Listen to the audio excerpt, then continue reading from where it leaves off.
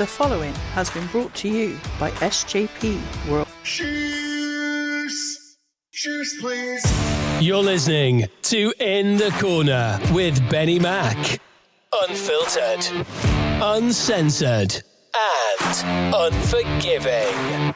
Here's the man in the corner, BenNy Mac.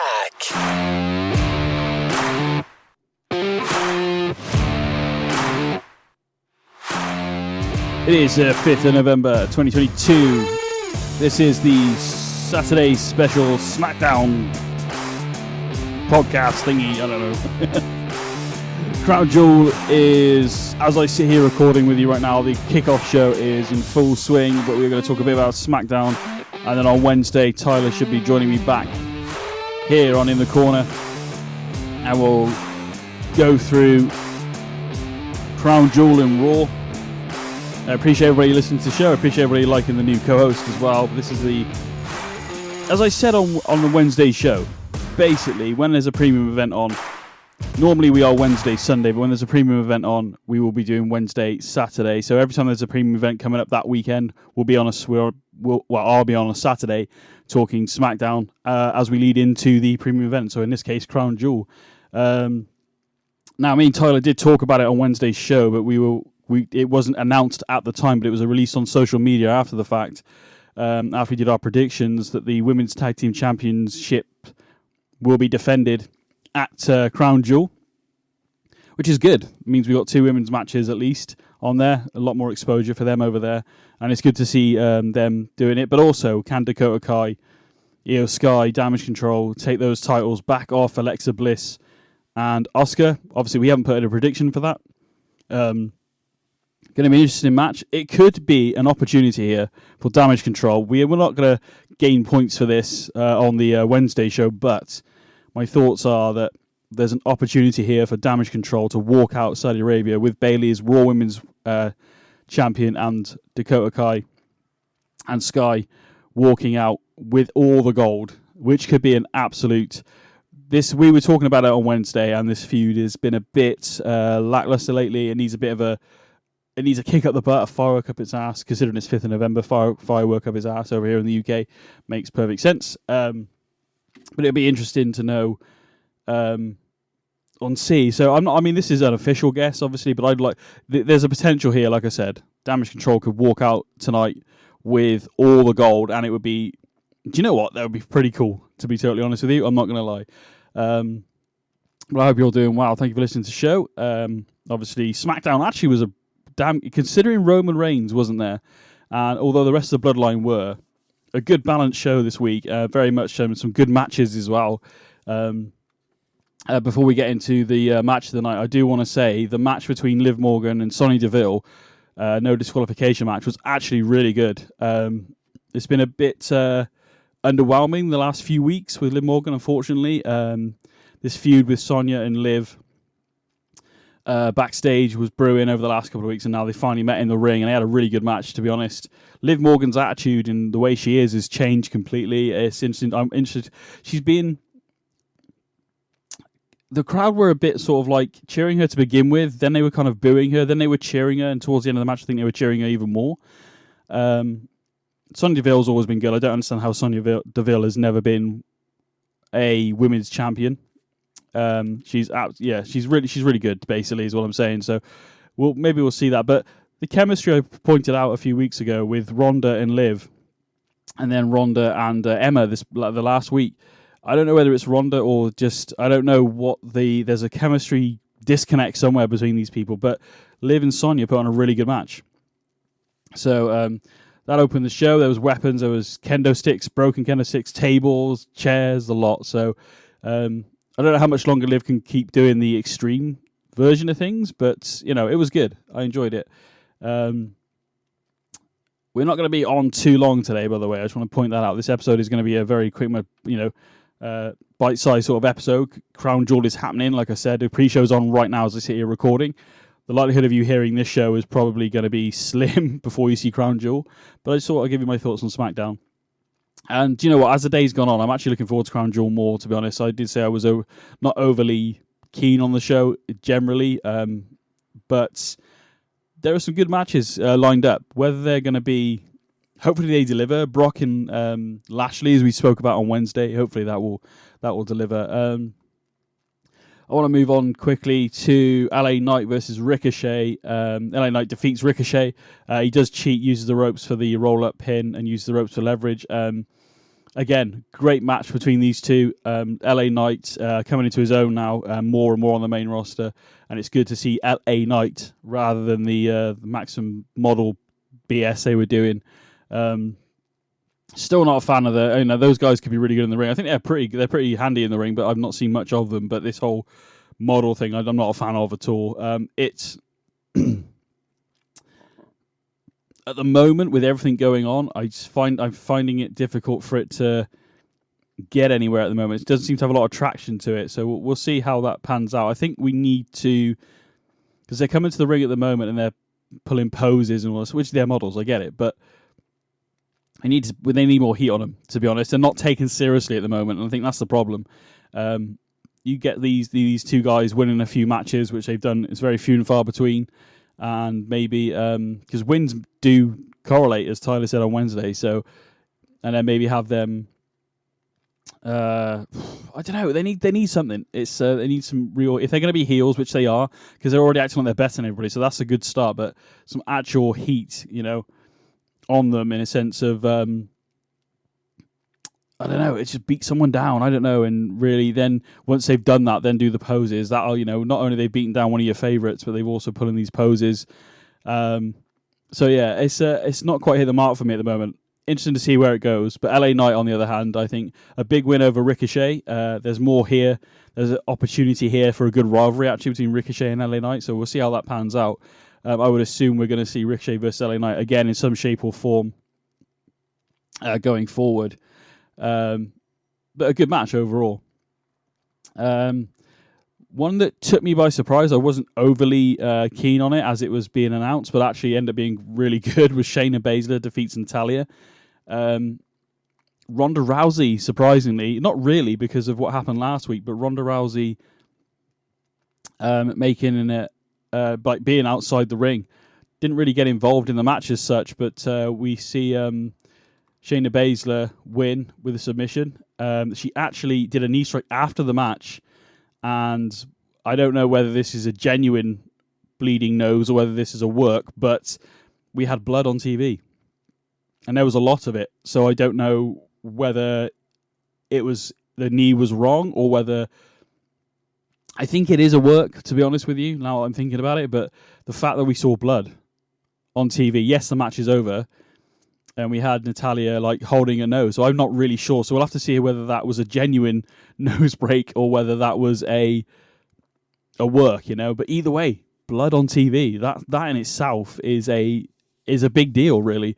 I don't know how the network would feel about that, obviously, the age rating of the show, but weirdly, a surprise. That's all I'm going to say on that one. Yeah, well, I think so now. Yeah, it says here shattering Natalya's nose, but I'm not sure really, to be honest. But either way, whether it was real or not, blood on WWE TV is very rare these days, if at all. So the fact that it happened, she actually beat her with a Kirifuda clutch in a submission, like I said, but this was after the match. She hit actually, and it almost seemed like Ronda Rousey was directing traffic. So this heel version of Ronda Rousey, I'm actually liking, and her teaming up with Shayna Baszler gives us options down the line. Two of these women can be really, really dominant on SmackDown, and also if you had a third in there, maybe as well. I'm not sure who that would be, but seeing these two together, obviously there is genuine history there, but this could set up down the line. Shayna Baszler becomes sort of like not the bodyguard as such, but the person that helps Ronda, because Ronda did defeat Emma last week with an eye rake. So having her, but this could, what I'm trying to say is, this could plant a seed. We could have these two together for about a year or so, if not longer, and eventually Shayna Baszler is going to want hers. She's going to want to be women's champion, and that could set up a great match. It might even last until this year's WrestleMania. I don't know, but I'm already thinking that this could be either a great run for a year as those two together, maybe add someone else in there as well, and very dominant, almost like a damage control type thing, I guess. But for SmackDown, so it could be interesting going forward on how this relationship is going to form on TV. At the moment, this is new. This is only the second week of it, and this is the first time we've seen Ronda Rousey in the corner of Shayna Baszler. So that's actually left me with more questions than answers, and I like it. And I'm actually interested, other than watching the Bloodline and what they're doing, I'm quite interested to see where Shayna Baszler and Ronda Rousey go in terms of their relationship. Mentioning Emma, she was on SmackDown this week. She was doing a backstage interview. Xia Li interrupted it, and Emma just knocked her down. I didn't realize how short Xia Li was, unless Emma's really tall. I don't know. So there's a possible feud there for next week. Going forward, I'd actually, instead of having them just having a match next week, what I would like to see is maybe Emma having a match and Xia Li makes an appearance, and maybe we have a slow build with it rather than just, we're going to have a match because you hit me in the face last week. Emma goes to compete against somebody else, and then Xia Li gets involved either before or after, or even during the match, to sort of give her the receipt of what she received this week. So sometimes it's nice to have a slower build than just have a match next week for it. You could build a good rivalry going forward, and it could take 2 months, could take 3 months, but I reckon it could be quite interesting and quite good for the payoff on that one. Same as I mentioned earlier, same with Ricochet really. In terms of LA Knight, that could be a really good feud going forward. LA Knight surprised me this week with his backflip off the top rope. He jumped onto the ropes and did it. Yeah, I'm not saying he's not talented. I just never seen it before from him. So I haven't seen much of him, to be fair. But what I've seen so far, I'm liking it. I spoke to Sai about him. SGP World Media is what we're on, and he was telling me the stuff that he did in Impact and stuff like that. So the potential's there, definitely, and I want to see a bit more from Ricochet as well. I wish they changed Ricochet's music back to what it was, the one and only. I prefer that to whatever he's got now. It doesn't excite me as much. So we'll see. We also had a good the next week on SmackDown. Del Fantasma making a statement towards Shinsuke Nakamura, saying you shouldn't have chose the side you chose last week. Interesting. That group is a good slow build on those so far, but could be. I don't know how the Bloodline thing is going to end up, but if this is cooling off towards the end, building another sort of group like this in the background is a great idea. Same with the Judgment Day on Raw. Judgment Day at the moment, you've got to say, I know we're not talking about Raw at the moment, but I've got to quickly mention it. Like the MVP. Dominic's doing really well as a heel. The crowd hate him because of what's happened. Obviously, Rey Mysterio is much beloved, Eddie Guerrero, etc. But in terms of I'm not dissing any other member of Judgment Day, but Rhea Ripley is looking like at the moment is looking like the one is who could they're all going to benefit from this going down the line, but Rhea Ripley at the moment is looking like the star in Judgment Day at the moment. She is a great heel, and I'm loving it, to be fair. So interesting to see how much longer we see her. How much longer do Judgment Day, until they turn their sights on somebody and want some gold and the money and the fame, all the stuff that comes with being a champion, basically. So it's going to get there, though. Before we get onto the main event this week, Bray Wyatt cuts. Every week it's been interesting, and every week has been intriguing. But this week's episode, if you want to call it, of Bray Wyatt backstage is probably one of the most telling, because he's talking about not being interrupted, by Uncle Howdy and everything last week. And then a guy walks in the background of the shot, like one of the crew, and somebody from behind the camera where Bray is says, "Hey, buddy, we're live." And then Bray Wyatt basically almost does like a Christian Bale to a degree to this guy. But as this is happening, Bray's getting angry, and then things are cutting onto screen, and the moth and all these other images, and I think there's a Sister Abigail image in there somewhere, but I don't know who it is. I don't know who that person is, because it's not the puppet. It's somebody with the makeup on. I can make out a few other images, but I'm not sure what they are. But it's him getting angry, and again, I stick with this schizophrenia sort of personality thing going on that I think Bray has, and I don't think there's going to be a Wyatt. I could be wrong. Either way this goes, I'm excited to see how it happens. Sorry, but I feel like it's more of a split personality, and he's getting angry, and these things are popping up on the screen as it's happening. But he manages to calm himself down, and the guy says sorry, and he walks off, and then that's the end of the whole segment. But one of the most telling for me this week. It's almost like I'm not going to say it's like exactly the same as this, but it's like when Hulk gets angry and turns into a monster. It's like a Jekyll and Hyde is probably a better term to use in terms of Bray Wyatt. But it's very interesting to see where this is going to go. And apparently he's going to be at Crown Jewel. I think we did talk about that on Monday. Yes, I did, with Tyler. So very interesting to see where that goes.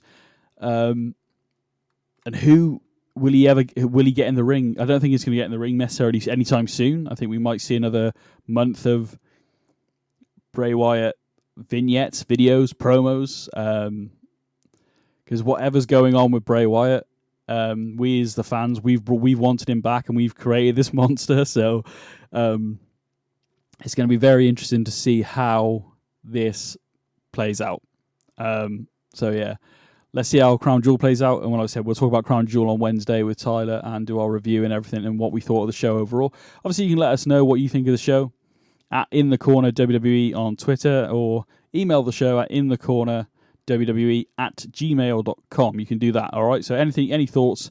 Obviously, Wednesday we've got Superstar Focus. On Sunday the poll will go up at In the Corner WWE on Twitter. I won't tell you who we've picked, but basically you vote, and we'll focus on a section of the show. We focus on that, and we talk about this superstar for 10, 15 minutes or so, probably, depending on how much we've got to say about them.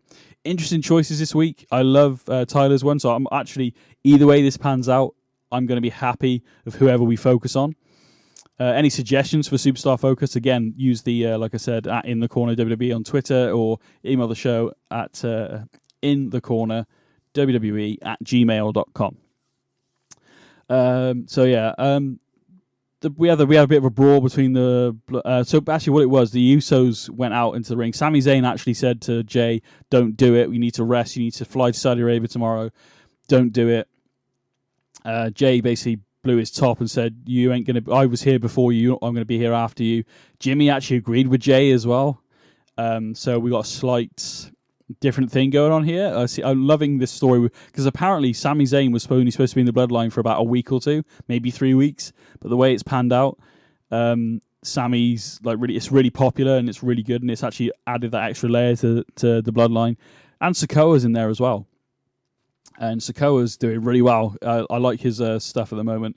But the Usos come out and they're gonna try and cut a promo. They cut a bit of a promo on the Brawling Brutes, because they're defending the tag team titles tonight at In the Corner. In the Corner? I wish it was In the Corner. No, it's Crown Jewel, sorry. Somebody hot tag me in quick. But the New Day come out and say, you're not going to beat our record, because there's a whole thing with the record of how long New Day are higher up than Usos. I forget the days. Brawling Brutes come out, knock down the Usos. Xavier Woods is like, make sure you beat them. Basically, if the Usos walk out of Crown Jewel with the tag team titles, which I think they will, New Day want next. And I think I said it a few weeks ago. It may have been on the week before Tyler came on.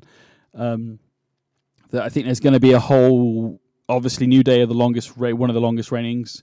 Usos are nearly there, so New Day don't want the Usos to break their record. So they'll be happy if the Brawling Brutes beat them at Crown Jewel, obviously.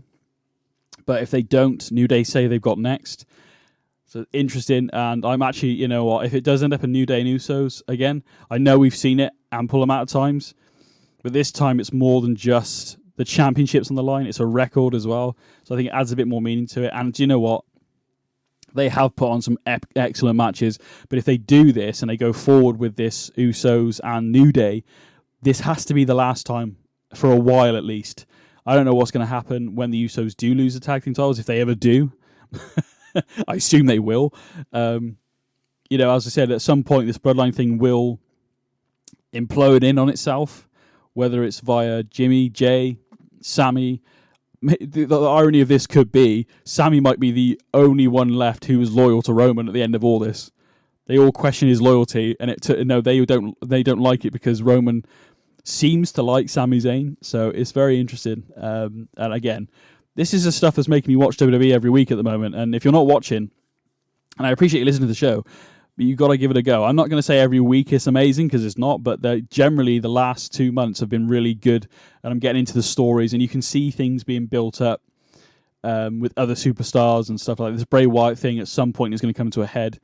But the Bray Wyatt thing was really cool. So if you haven't seen that, at least that was worth watching. The segments with Bloodline in, but obviously this week it was the Sammy Solo, Jimmy and Jay. You had Butch, Ridge, Xavier Woods, Kofi Kingston, and it just all kicked off, and it was really good. So I like that segment. It was good.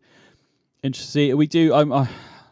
No, I'm not going to talk about it. I'm basically on these shows now. I'm going to pick out the bits I like, basically, and I will pick out some things. You already know my feelings if you listen to Wednesday's show.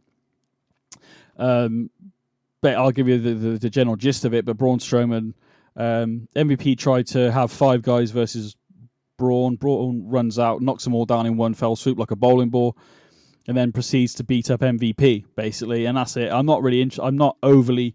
I've already made my feelings clear on that match, and it was on Wednesday's show. And I'm sure I will give you more about what I think about it on Crown Jewel on this Wednesday's episode of In the Corner, which is coming. It's been a good few weeks to WWE, to be totally honest with you. Before we get to the main event, before we end the show, it is obviously Saturday today. Obviously, normally this show will be on a Sunday. Coming up on Monday on the SJP World Media Podcasting Network, we've got the NXT Rise and Fall podcast. And then we've got Connor's Knows Horror on Tuesday and Doctor Who Pod on Tuesday as well. And, of course, we'll be back on Wednesday, along with the audio version of Chain Wrestling comes out on Wednesday as well. But that's what I need to make sure, because it's not on this... Just realise, Si, if you're listening to this podcast, we haven't got Chain Wrestling. I'm guessing... Chain Wrestling is actually live on Mondays, ladies and gents, if you don't know that already. The podcast version is amazing because there's music and everything going on. Obviously, with copyright laws, you can't really do that on the live show, but I don't know whether Si knows this. But I'm guessing it's a live show, but the audio version comes out on Wednesdays along with In the Corner. And if for some reason you didn't listen to In the Corner this Wednesday, Tyler, my new co-host, who would join me pretty much every Wednesday, and there might be times where he can't join me, but generally he's aiming for Wednesdays with myself here on In the Corner. By the way, I'm BenNy Mac. You probably know that already. Main event this week was awesome. Gunther versus Rey Mysterio. Rey Mysterio won a Fatal 4-Way a few weeks ago to become number 1 contender for the Intercontinental Championship. Gunther actually left got told the other 2 guys of Imperium to go out the back, so it was just one-on-one.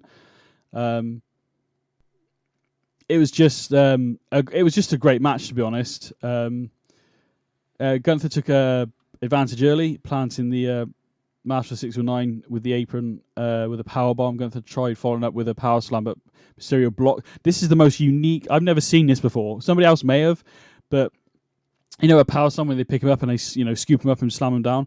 Well, Ray wrapped his legs around Gunther's arms, and he couldn't actually slam him. And he tried 3 or 4 times to try and slam him, but Rey Mysterio just would not come off Gunther. I've never seen that reversal before. It was really interesting. It was something new, but they managed to do. In terms of the move, it was quite old, but in terms of the reversal, like I said, I've never seen it before. It was really good. And basically, it was a great. It's a bloody great. I don't want to go really do a review of it because I want you to see it. It was a really good match. If you don't watch anything else before Crown Jewel, or if you get a chance to, if you're watching Crown Jewel on delay, try and find the Rey Mysterio Gunther match from this week's Smackdown. Brilliant match. I was locked into it the entire time, and don't get me wrong, there was a bit of a. Gunther goes to powerbomb Rey Mysterio off the top rope, but Rey Mysterio reverses it into a Hurricane Rana. But the rotation didn't look right from the camera angle that I saw, and I thought Gunther had actually landed on his head at one point, which he didn't. He seems fine. But it was a great reversal. After a monstrous dropkick and a brutal powerbomb by Gunther, Rey Mysterio got a 1-2 and a 3/4 count. Rey Mysterio kicked out. The crowd were on their feet at this point and popped big time. And it looked like Rey Mysterio was going to try and hit the 619. So, when he does that thing where he trips them up and they go onto the bottom rope, the second rope, sorry. So it looks like he's going to go for 619. Rey Mysterio bounces off the other side of the ring, comes back, and all of a sudden, the camera angle was perfect for this. A big boot right in the face of Mysterio. And he followed it up with this clothesline where he actually picked Mysterio up into the air. So Rey Mysterio's in the air, then clotheslines him down. I think JBL would be proud of that clothesline, to be honest. And Gunther retains the championship. But what a freaking match between Gunther and Rey Mysterio. I didn't know how this was going to go. I don't know. Rey Mysterio's made a career on beating big men, obviously. But like I said, if you haven't seen it, and I don't say this often, go and watch that match from this week's SmackDown, the Intercontinental Championship. I like where the IC title's going. I don't see Gunther losing it anytime in the next 3 months, to be honest. And you know what? I'm happy. I can live with that. The prestige of the bout, I believe, is going up. Same with the United States Championship on Raw. But it does help when you don't have your heavyweight champion every week. And so you need someone else to be the face of these brands and stuff. So very interesting. And it was a bloody great match. I don't do ratings over here, but it was a good match. And I recommend going to see it if you can before Crown Jewel. That is it for this Saturday quick show. It's a bit longer than I thought, but the Saturday special, I don't know what you want to call it, in the corner, because there is a premium event on. And actually, I would assume by the time you hear this, it would have already started. So enjoy Crown Jewel. I very much appreciate you listening to the show, subscribing, listening, and following on Twitter. And we will see you Wednesday for our review with Tyler and some Raw talk as well. Have a good weekend, ladies and gents.